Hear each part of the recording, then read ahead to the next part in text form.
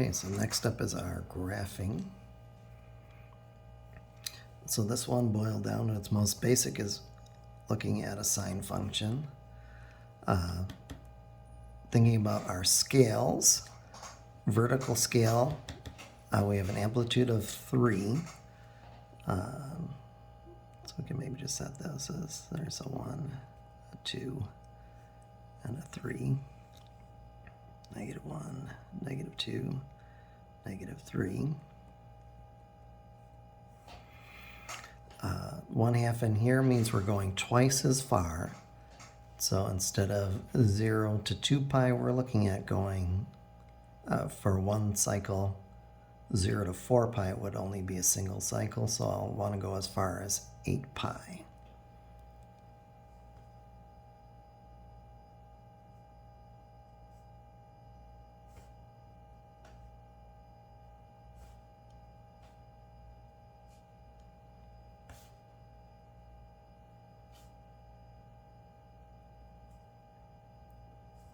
So we're just getting our scale going there.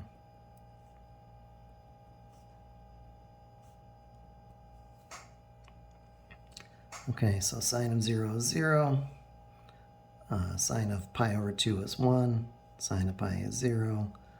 Sine of 3 pi over 2, -1. Sine of 2 pi, we're back to 0. And then we have one repeat of that cycle.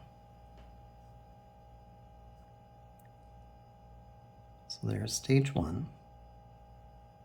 So we're always just starting with the original. And then we just work on, well, how does it change along the way?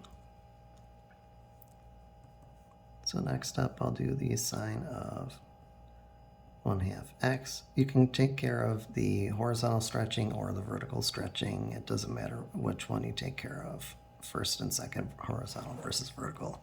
I happen to pick horizontal. So remember, this is happening inside with the x, so it's controlling horizontal. And inside works kind of backwards, so all of my x values are going to be doubled. I have to go twice as far on the x here as I did to do the same job that was happening here. Well, 0 times anything is still 0, but pi over 2 times 2 is worth pi. Pi times 2 is worth 2 pi. 3 pi over 2, double that, you're at 3 pi. 2 pi, double that, you're at 4 pi. 5 pi over 2, double that, you're at 5 pi, and so on. 3 pi, now we're at 6 pi, 7 pi over 2, 7 pi, and 4 pi is 8 pi.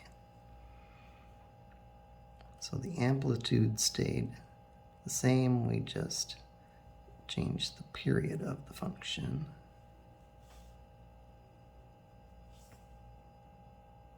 We stretched it out.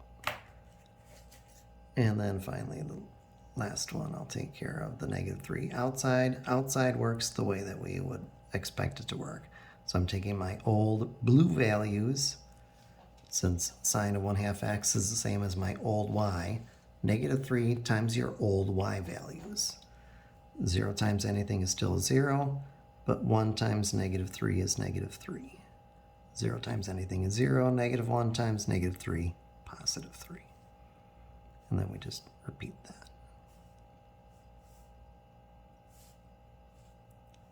So then that's our last stage.